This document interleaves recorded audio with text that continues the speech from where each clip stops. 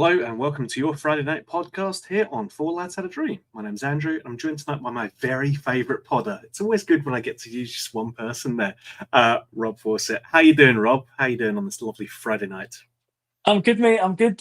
Slightly lost the fact that there's no Rangers football this weekend. 3 wins on the trot. You're looking forward to it coming around again, which is nice. But apart from that, work is finished. The weekend is here, so looking forward to it, mate. What about yourself? Yeah, I'm much the same. Got back from work about half an hour ago. So I'm looking at, okay, what's the weekend plans look like? And no Rangers. What am I going to have to do with my weekend? Might just enjoy myself instead.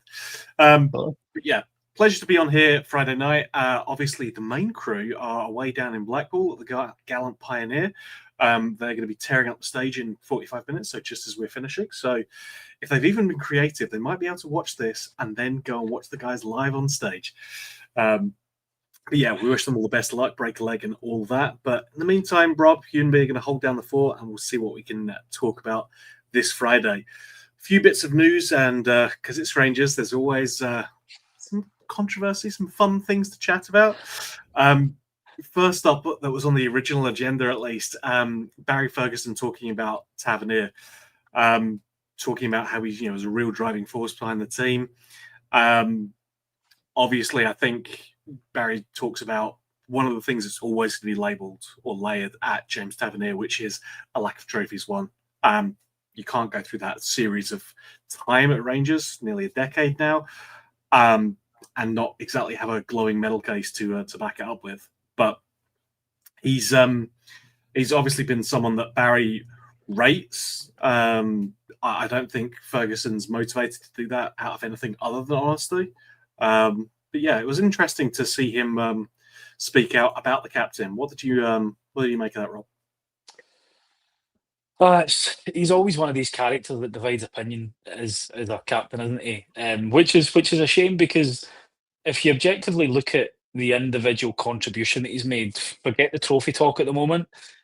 How many teams are going to have a right back that continually contributes the number of goals and assists that he does time and time again?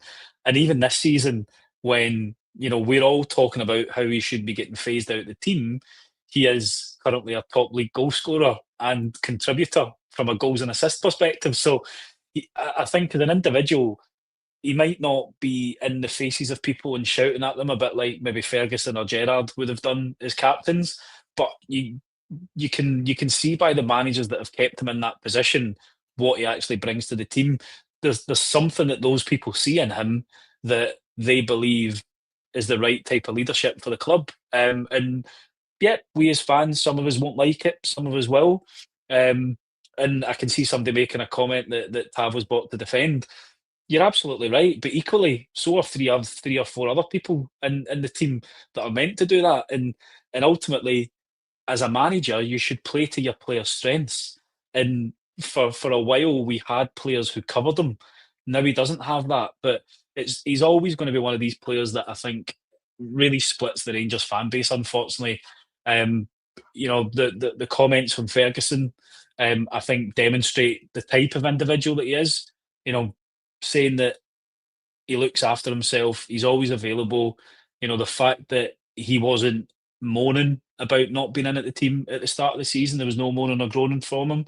And Ferguson's view would have been that either just kept his head down and worked as hard as possible on the training ground to see if he could make his way back into the team, which it looks like he's done. Aaron's when he came in looked an absolute bomb scare.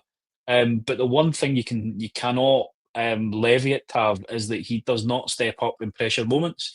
We've even seen it with the amount of penalties and opportunities that he's taken to bring his level in big games and score goals in big games. And I think it's just unfortunate that he's been in some of the teams he's been in, because if you replace better quality around him, there probably would have been a few more trophies in the bank. But equally, he is a defender that does get caught out on occasion, has made mistakes, but equally, lots of other players in the football pitch make mistakes. And I think it's just because it's Tav, he's the one that takes the brunt of a lot of these frustrations that we've had as Rangers fans over the last few years. Mm-hmm. Yeah, I'm inclined to agree with you, Rob. I think a lot of this comes down to there's not been anyone who's been brought in who has been in a position to displace him.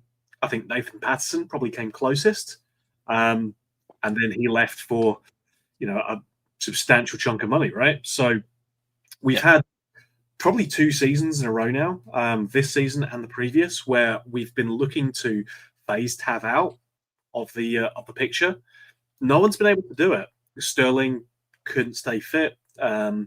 Maybe wasn't particularly best suited to right back. Certainly didn't offer the same, I think, attacking impetus that Tav does.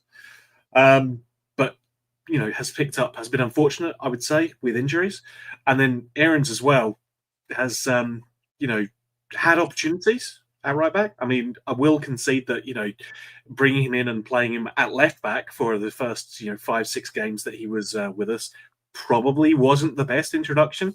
Just my opinion. I'm not a football manager. You know, other people obviously have been employed and definitely know better. But yeah, yeah, I would say that he's had people who have come for him, but no one's been able to displace him. That's not Tab's fault. yeah. It's again speaks to that quality of recruitment, which we've touched on plenty of times. So no Yeah, need to repeat that. absolutely, mate. It does, and I think it's again we can see his legs are beginning to go a wee bit. He's not got the same dynamic kind of drive up and down that right hand side, which again is where when he's moved into maybe the right centre half position, he's actually done not a bad job in there.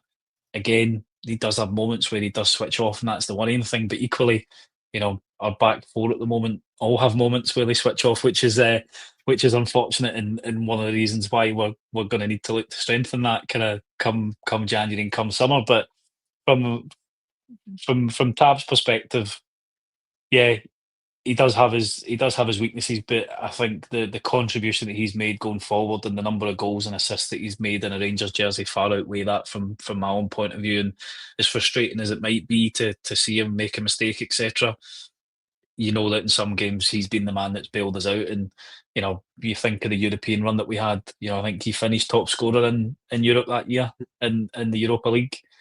When's the last Team of time a the right back's done team that? of the season as well, right? Yeah, Which ridiculous for a player coming from Scotland. I mean, the fact yeah, that we got to the final was pretty ridiculous in itself. But the fact that Tav was, being accorded that kind of recognition speaks to his mhm, quality as well. So yeah, I mean, it's always going to divide opinion. I think because of the lack of success, if you like, it's always going to be a stick that you can beat him with. But I don't think anyone's going to fault the passion that he does have for Rangers. yeah, He's had opportunities on the table before to leave and has never taken them. So yeah. we're always gonna respect someone who stays here and stays loyal, I guess. Um, let's move on then. So we kicking around the agenda before we came on air tonight. We have had confirmation from Willie Collum that he would have gone along with the on-field call in the League Cup semi-final, not the League Cup final, as Kenny referred to it. I mean, it might have felt like it, but I'm sorry, Kenny, you're just wrong. I love how you dig it in because he's not even here to defend himself. It's fun. Um, the again, I don't know why we should be surprised that Willie Collum, who I don't think when he was actively refereeing, we would have thought of as one of the better referees. I don't know why we are surprised that he's going to back his man, but it's shocking to see that, oh, well, he kicked him in the head, yeah, but he didn't kick him in the head that hard, so it's fine. For me, that's quite questionable, I would say, Rob. I think for me, anytime you kick anyone in the head, that's probably a bad thing. Probably the kind of thing we'd look to eliminate from the game, if you like. But for me, it's baffling, and you're not the point where, for me at least, I'm not the point where I'm angry about it anymore. I'm just in disbelief more than anything else. It's baffling state of affairs to say, oh yeah, kick him in the head, but it wasn't that hard, so it's fine. It's as you say, mate. It's not surprising that that's the line that's been trotted out. And I think that the frustrating thing for me is that as Kenny said multiple times on the show, this isn't just a problem when it comes to decisions against Rangers. You know, the quality of official that we've got in Scotland is terrible, and VAR as a system should have been used to enhance and enable these guys to get better. If anything, it's given them a crutch to make them worse. And Colum is the one at the head of that. That since he joined has overseen a dramatic decline in the quality of refereeing. The one thing that really frustrates me with this is the words that they used, which I think is around excessive force and brutality, because it fell under violent conduct. Now, if we want to draw a comparison, right, it's not a kick in the head to a player. It's an incident involving Diamande with the same referee and a Dundee United player. And I think Dio barely grazes the guy as Dio's being pushed, and he kind of comes round and almost kind of slaps him in the chest, but fingertips at best. VAR are telling the referee there is no force, there is no brutality there. Yet he still stands by his on-field decision, which was initially to get the red card out as quickly as possible for Diamande on that occasion. So my question in all of this is always, what's the difference between the excessive force and brutality in both those incidents? One of them is in a far more dangerous area of the body with Trusty boot near Jack Butland's head, where Diamande fingertips have grazed the opposition player in the chest. It's the same referee. So why is all of a sudden the words excessive force and brutality coming into this? It's because he's made a meal of it, and they can't back down, because that would be another mistake that they've made. You know, the review panel have already said that it should have been a red card. I think most football pundits, apart from a certain individual who's just a mentalist anyway, has said it was a red card. You know, even Neil Lennon, staunch Celtic fan and ex-manager, says it's a red card. So when you've got all of that consensus, for him to come out and double down on it is just absolutely ridiculous. And this is my frustration with the way that the club have now approached this, because we keep asking for meetings. We should be going for the jugular now and saying, do you know something, Willie Collum, you're no longer fit for purpose. You need to be removed from post, because at the end of the day, we've got to sell this product on the pitch. We're not going to be able to sell this product on the pitch if we don't have decent referees there. And absolutely, see if we have a better class of referee, we're not going to get all the decisions, but equally, we've got a better chance of getting the right decisions at the right time. And that's what we ask for. We're not asking for 72 games without a red card in domestic football, you know, like other clubs have had. All Imagine. we're asking for is consistency and the rules being applied the same for every single team in the league. Sorry, bit ranty, but I'm desperately trying to withhold myself from saying a few things. So, yeah. Rob, you could go another 10 minutes, you'd still not be as bad as Kenny is on his day. I think, and from what the guys in the comments are saying, it's similar to my frustrations, which is we are at the stage where we're told these things even themselves out, that, you know, we're going to have productive dialogue and meetings. But I'm inclined to agree with you, Rob. I don't think in this position, you know, we can be satisfied with meetings and, you know, we're representing ourselves very strongly. I don't know what the solution is, but one thing I do know is that the refereeing in Scotland is not up to standard. It's not befitting a professional league. That may be because we don't have professional referees. Again, these lads are part-time and they're paid well for it, but it's still not their full-time job.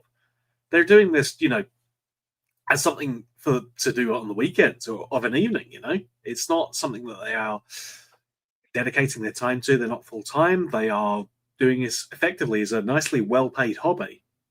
But nonetheless, it's not the kind of thing that they're waking up and dedicating their lives to. And what I find frustrating is that, as you have said, there are things that have happened which indicate a pattern of behavior, whether that's incompetence, whether it's something else, whether it's just looking for a quiet life. It's not for us to say. We have to be careful with what we do say on the podcast. because I'm not looking to get Stevie sued, because it would be Stevie, wouldn't be me. Uh, I'm down in England. You can't come after me. exactly, exactly, mate. And I think the key thing here is it's the consistency bit. The other point that I'll make is that there's also somebody else that's culpable in this who I still don't have a clue what he actually does for his wages. Is fucking Neil Doncaster. Ultimately, he's the man that is meant to be selling our product. Surely, with all the decisions that are being made incorrectly across Scottish football, not just when it involves Rangers or any other big clubs, surely to God, he's got to go and have a conversation with Willie Collum to say, you guys need to get your shit together because this is not going to make it easy for me to go and sell this. Not like he does any of the selling anyway, but you know, the, the only way we are ever going to be taken seriously as a league is if we try and improve everything everywhere. We've got a half-assed VAR system that you could draw squiggly lines on, and that's how they make decisions because we haven't implemented it correctly. You know, the referees themselves use it as a crutch and are scared to make decisions. There is no real consequences for consistent failure as a referee or an official in Scotland because you get taken out of the limelight for maybe 2 or 3 weeks and you're straight back into the big games. So the whole thing needs ripped up and revamped because that impacts the product you're putting on the pitch. And it's not just a this season thing either. Last season before the split, there was so many different decisions that were wrong, and ultimately, again, we were the ones that were on the wrong end of most of the decisions before the split. So yeah, I can't wait for these things to even themselves out, mate, because we'll canter every game by about 6-0 because we'll have that many penalties and offside Oh goals yeah. and sending offs for the opposition. It shouldn't be. Well, we've got a 72 game run to go without getting a red card. So, leaving itself out. These things match themselves up for sure. Absolutely. Definitely. Yeah. Let's move on because I thought, we're not going to solve it tonight, Rob. I'm sorry. No. In terms of stuff happening at Rangers, this is very much something that's not happening at Rangers. Danny Rohl's actually looking at 2 new coaches to bring in. Set piece coach, which would be good. Although we've had some more impact, Nico Raskin being the tallest man on the pitch, etc. Again, it's an area that clubs across the world are looking to exploit more. So it's good that we're lining up someone to specifically address that. And the Scottish coach thing continues to run along as well. Obviously, we've had, Neil McCann, Stephen Davis, who isn't Scottish, but, would still fall under, I think, a guy who knows the club. And Stephen Smith has also been mooted as well. I know he's been, I think, stepping in at this point.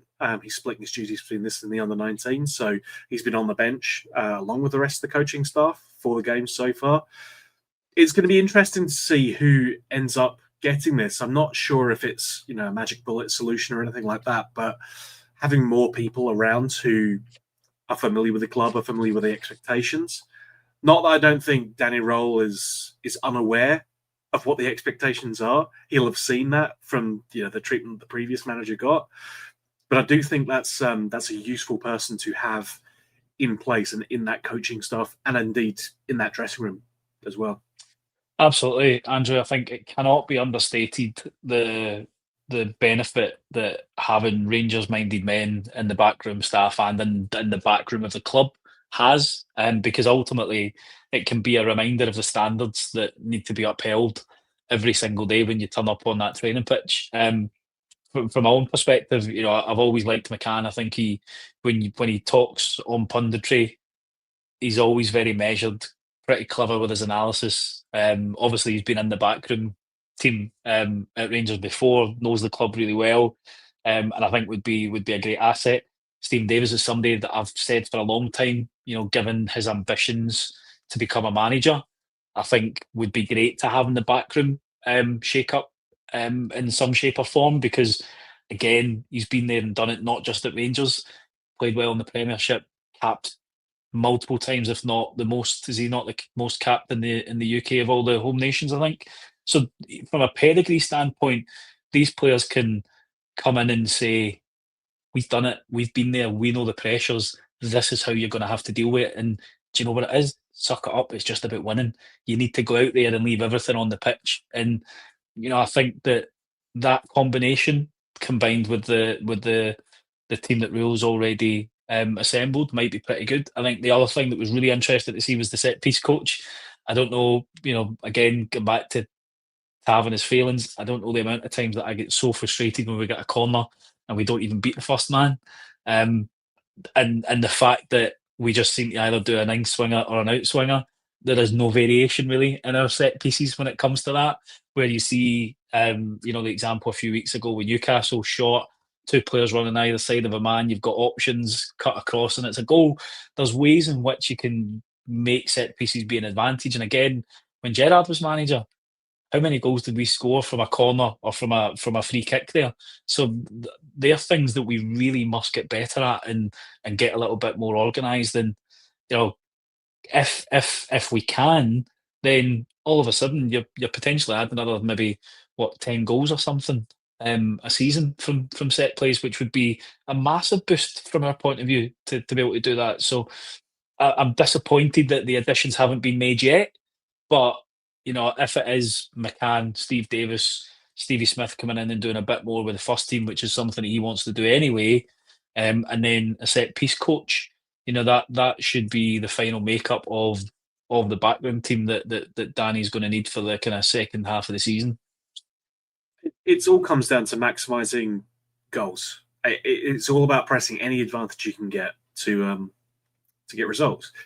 So yeah, it can only be a good thing. You all want to increase the goal scoring potential of the squad. It's probably not a discussion for right now, but certainly given that our strikers don't appear to be doing it, we need to find ways to get goals from anywhere we can. I want to finish off, Rob, just kind of a general discussion. We're looking at the 6 games that Danny Rohl's now had in charge. We've got the international break to kind of take a breath, and I think it's fair to say that the squad needs that as well. Certainly, Danny Rohl has intimated that he needs that because he's not exactly had a great deal of training time with the players. It's been game every 3 days for pretty much since he came in. So it's going to be interesting to take stock and see where we're at. I mean, in terms of where I sit, the league form's obviously been good. Undefeated, three wins from 3. League Cup was disappointing, but there were factors I don't think that a manager can account for in that. European performances, I think, and some of this is historical bias, right? Because seasons gone in the past 5-6 years, we've been, I think, punching above our weight in Europe, but we've certainly done more, and I think we could have expected slightly more in Europe. Part of that is just thinking about where Rangers have been and maybe not appreciating where the squad's at right now and the strength that it's got. But how do you see how Danny Rohl's kind of performance has gone so far? Could he have done more? Is he doing okay? I think it's been a promising start, to be honest. I think a lot of people were worried that, again, I think was it Kenny that said it on the pod the other night, that he was going to come in and be another one of these kind of philosophy system managers. Whereas I think he's been shown to be a lot more pragmatic. Again, the first thing shoring us up against Kelly changing shape, getting the 3 points in that game was a great start in the league for him. I'm going to give him a pass on brand because he was literally just through the door, and that's more on players. I think what we need to be mindful of here is we probably need to separate European and domestic football this year, to be honest, because for me, Europe's a massive distraction. Really disappointing with the amount of money that we've spent in the summer and the amount of change that we've gone through, that we seem to be in a worse position. But the heartening thing has been that since he's come through the door, he seems to be getting more out the squad. And I think the fact that we've got 3 wins out of 3, including going away to Hibs and getting a clean sheet there, is a fantastic start when you look at it from a league standpoint. Semi, very disappointing, but ultimately, as we've spoken about, potentially decisions change games. If we're playing 10v10 in that second half, or potentially 10v9, depending on what happens, who knows what could be there, but that's in the past. We can give him a little bit of a pass on that. I think he probably got, and the players got a little bit of stage fright in that first half because they didn't really perform well. I think he probably was too slow in tweaking his formation in there because the wing backs were pinned back. We weren't getting the same type of width. But second half, team came out with 10 men, and he'd actually put in a pretty decent performance. So league form for me has been brilliant. It's now about continuing that on, and I think like the boys said the other night on the pod, all we can really do is look at a game at a time. And it is really that short term at the moment. I think the good thing is he's going to have had near on 2 weeks or maybe a week and a half because I know they've had a wee bit of a break and then they'll come back.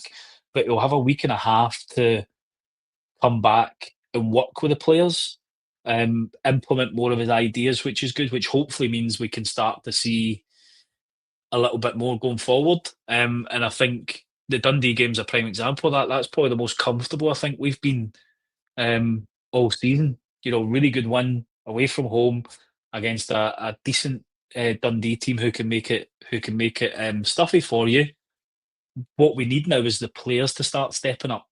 Rohl has shown that he can get them organised. We look a hell of a lot more solid, but it's now what can they give us going forward? Mikey Moore, since he's come in, has looked a completely different player and was really unlucky not to walk away at the weekend with 2 goals. We've said enough about refereeing decisions, so I won't go over that one again. We need more contribution from our strikers. Miovski looked as if he was going to start really well, got a goal early on, but has dropped off the face of a cliff. Danilo, I know he's coming back for injury and stuff like that and hasn't played a lot, but he's a good finisher, but he's not getting into positions and he's not getting any service to be able to kind of take advantage of that. I think, Committee. Rob, if you want to play devil's advocate just on Danilo briefly, he's been coming back from this injury for about 3 months at this point. Like at a certain point, you have to say, "Look, you're back now." But he can argue that he's not exactly been giving a fair shake because he went a goal a game for 2 games and then got dropped out for our last match. Yes, exactly. The big Portuguese Peter Crouch, as I keep calling him now. But again, he's raw, and the less said about that at the moment, the better, because ultimately that's not on Danny Rule. But I think you can see signs of improvement in the players. It's now going to be about them stepping up because they've got to take responsibility now and rise to the expectation of being at this club. And if they don't rise to it, then we need to be looking at moving them out in January, to be honest. So I think it will be interesting to see how they come back from the international break and how we kick on, because ultimately, I think if you look at the fixture list that we've got, starting off against Livy at home, really good game for us to put a marker down. Then got a really hard game against Braga, but then we've got another home game against Falkirk. So at least we've got 3 home games in a week where we can make a bit of a statement. If we can win those 2 league games and win them quite comfortably, then who knows what kind of confidence that can give to the team to kind of start to take that forward into the future games.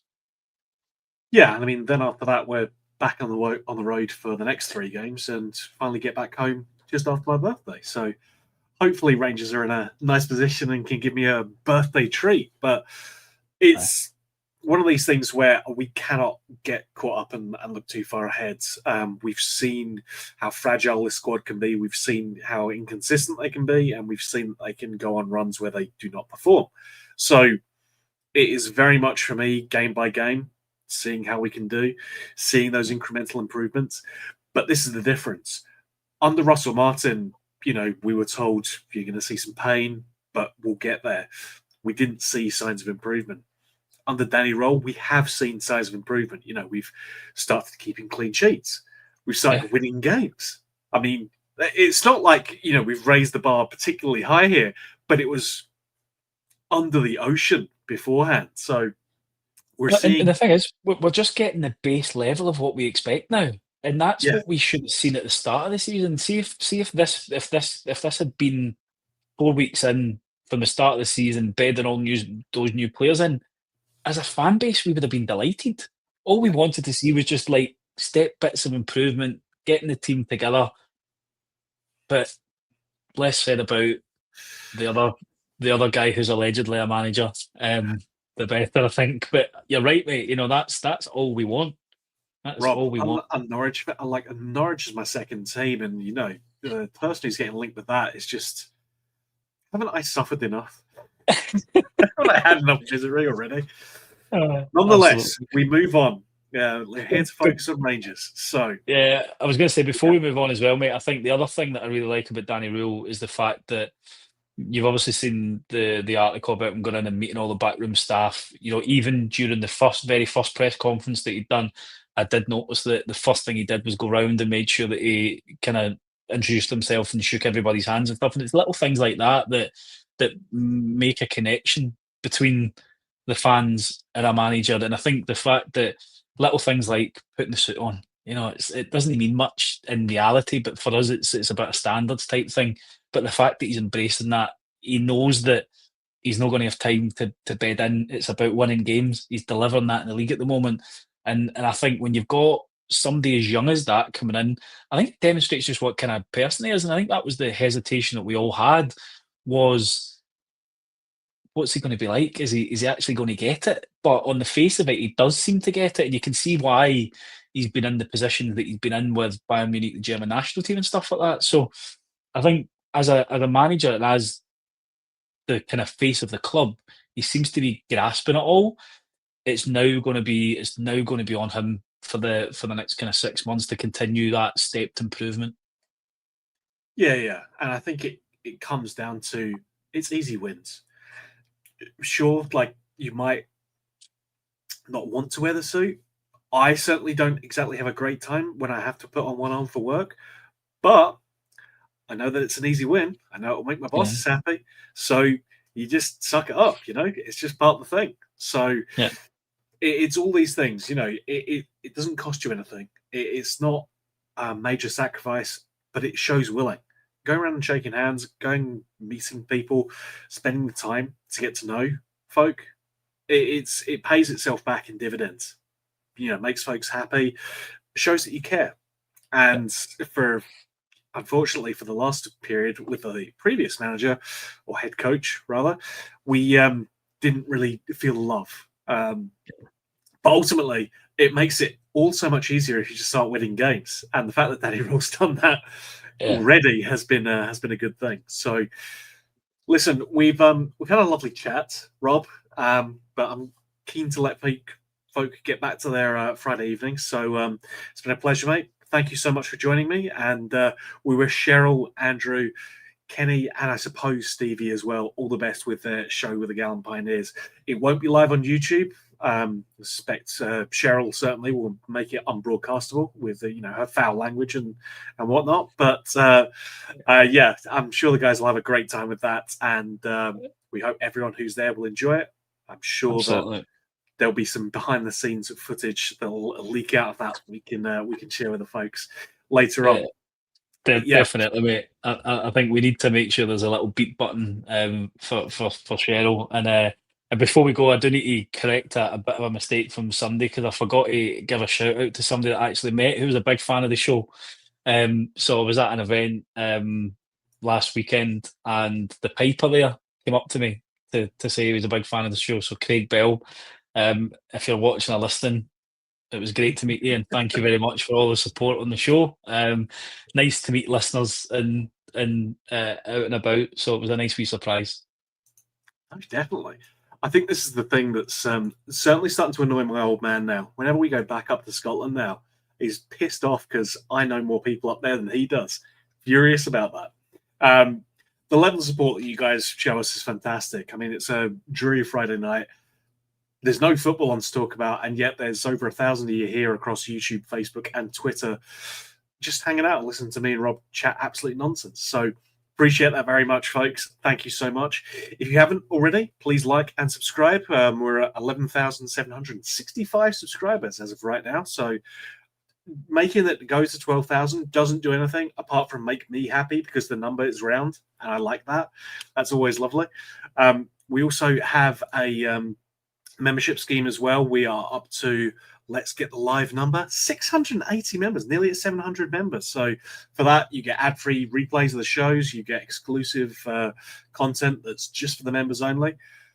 Definitely worth signing up, and you'll always get first run of any content that we create. So if you can, please do subscribe as a member. It helps us out enormously, helps us do things, and helps us bring the show to even more people, and finances stuff like the live show that the lads are doing tonight. So yes, as ever, thank you guys so much for your support. Rob, thank you again, mate. I do appreciate you coming on a lovely Friday night. It's been good, mate. A great chatting with you, and as you say, good to hold the fort while the grown-ups are away out playing. always like the grown-ups, the more senior ones. Take charge. Thanks again, folks. We appreciate it enormously. We'll be back with you on Monday. But until then, folks, bye for now.